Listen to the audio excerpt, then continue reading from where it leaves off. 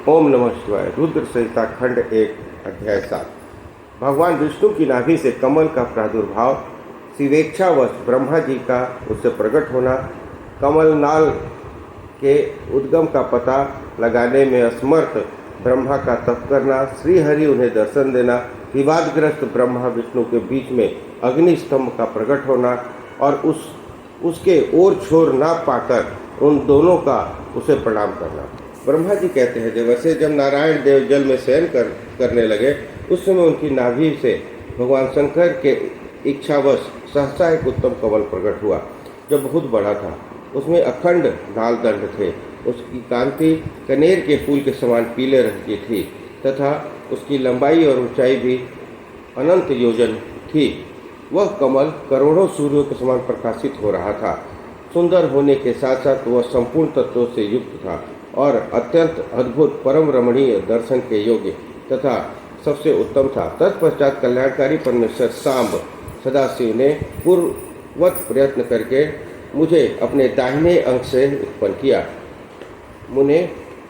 उन महेश्वर ने मुझे तुरंत ही अपनी माया से मोहित करके नारायण देव के नाभि कमल में डाल दिया और लीला पूर्वक मुझे वहाँ से प्रकट किया। इस प्रकार उस कमल के पुत्र के रूप में मुझे हिरण्य गर्भ का जन्म हुआ। मेरे 4 मुख हुए और शरीर की कांति लाल हुई। मेरे मस्तक पर त्रिपुंड की रेखा से अंकित थे। तात भगवान शिव की माया से मोहित होने के कारण मेरी ज्ञान शक्ति इतनी दुर्बल हो रही थी कि मैंने उस कमल के सिवा दूसरे किसी को अपने शरीर का जनक या पिता नहीं जाना। मैं कौन हूँ, कहाँ से आया हूँ, मेरा कार्य क्या है, मैं किसका पुत्र होकर उत्पन्न हुआ हूँ और किसने इस समय मेरा निर्माण किया है। इस प्रकार संशय में पड़े हुए मेरे मन में यह विचार उत्पन्न हुआ, मैं किस लिए मुँह में पड़ा हुआ हूँ जिससे मुझे उत्पन्न किया है। उसका पता लगाना तो बहुत सरल है। इस कमल पुष्प का जो पत्र युक्त नाल है उसका उद्गम स्थान इस जल के भीतर नीचे की ओर है। जिससे मुझे उत्पन्न किया है वह पुरुष भी नहीं होगा, इसमें संशय नहीं है। ऐसा निश्चय करके मैंने अकेले अपने को कमल से नीचे उतारा। मैं उस कमल की एक नाल में गया और सैकड़ों वर्षों तक वहाँ भ्रमण करता रहा, किंतु कहीं भी उस कमल के उद्गम का उत्तम स्थान मुझे नहीं मिला। तब पुनः संशय में पड़कर मैं उस कमल पुष्प पर जाने को उत्सुक हुआ और नाल के मार्ग से उस कमल पर चढ़ने लगा। इस तरह बहुत ऊपर जाने पर भी मैं उस कमल के कोष को न पा सका। उस दशा में मैं और भी मोहित हो उठा। उस समय भगवान शिव की इच्छा से परम मंगलमयी उत्तम आकाशवाणी प्रकट हुई जो मेरे मोह का विध्वंस करने वाली थी। उस वाणी ने कहा, तपस्या करो।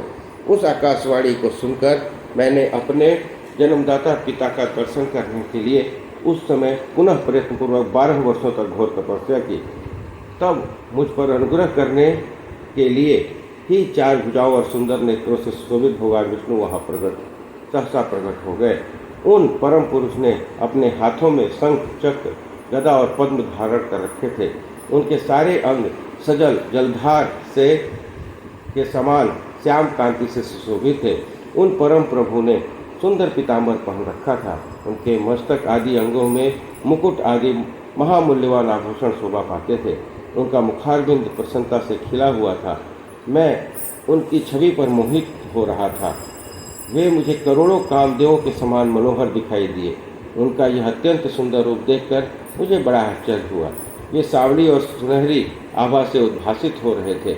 उस समय उन सत्व स्वरूप सर्वात्मा 4 भुजा धारण करने वाले महाबाहु नारायण को वहाँ उस रूप में अपने साथ देखकर मुझे बड़ा हर्ष हुआ। तदंतर उन नारायण देव के साथ मेरी बातचीत आरंभ हुई। भगवान शिव की लीला से वहाँ हम दोनों में कुछ विवाद छिड़ गया।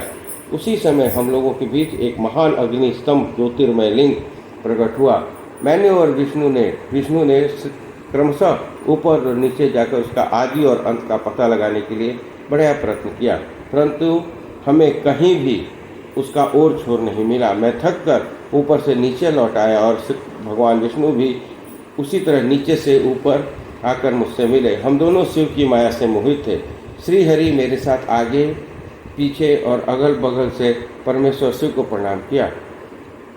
फिर वे सोचने लगे, यह क्या वस्तु है, इसका स्वरूप का निर्देश नहीं किया जा सकता, क्योंकि न तो इसका कोई नाम है न कर्म ही है। लिंग रहित तत्व ही यहाँ लिंग भाव को प्राप्त हो गया है। ध्यान मार्ग में भी इसके स्वरूप का कुछ पता नहीं चलता। इसके बाद मैं और श्रीहरि दोनों ने अपने चित्त को स्वस्थ करके उस अग्निस्तंभ को प्रणाम करना आरंभ किया। हम दोनों बोले, महाप्रभु, हम आपके स्वरूप को नहीं जानते। आप तो कोई भी क्यों नहीं हो, आपको हमारा नमस्कार है। महेशान, आप शीघ्र ही हमें अपने यथार्थ रूप का दर्शन कराइए। मुनि श्रेष्ठ, इस प्रकार अहंकार से आविष्ट हुए हम दोनों ही वहाँ नमस्कार करने लगे। ऐसा करते हुए हमारे 100 वर्ष बीत गए। रुद्र संहिता खंड 1 अध्याय 7 समाप्त। बोलो हर हर महादेव।